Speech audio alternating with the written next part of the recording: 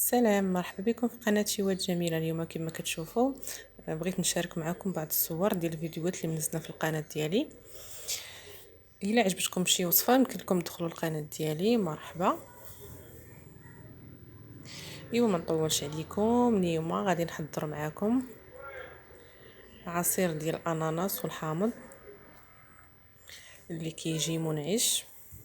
ممكن نقدموه في هذا، نتناولوه في هذا الحال سخون وبسيط وما كياخذش لينا الوقت بزاف، وغنحتاجو فيه غير اناناسه وحده وليمونه عفوا حامضه.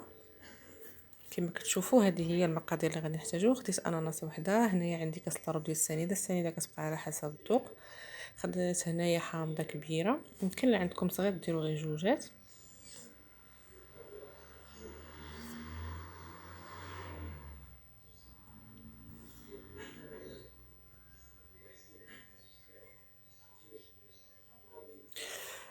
اول حاجه غادي ناخذ الحامض، غادي نقطعوه نحيدوا ليه القشره بطبيعه الحال. وبصراحه الحامض تيتوات بزاف مع الاناناس، كيجي لذيذ بزاف.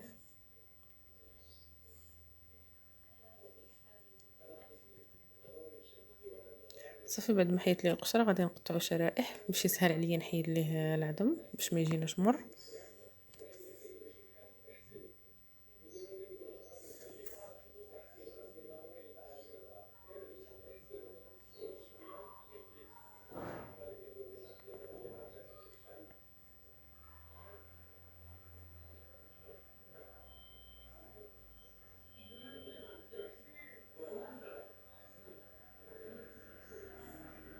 صافي بعد ما حيدت ليه العظم كما كتشوفوا غندوزو دابا باش نقطعوا الاناناس.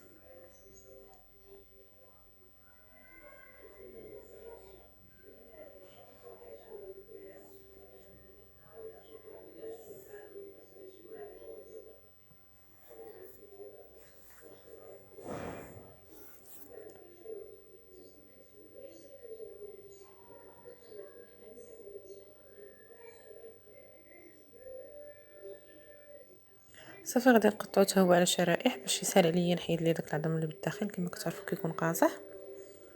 صافي بهذه الطريقه هذه سهله.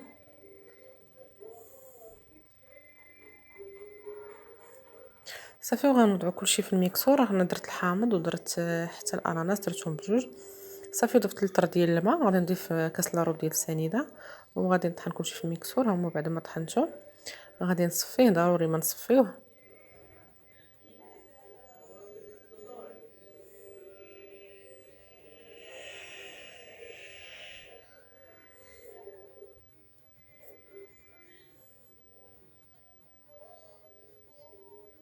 صافي بعد ما غنصفيه غنديرو في الثلاجه حتى يبرد.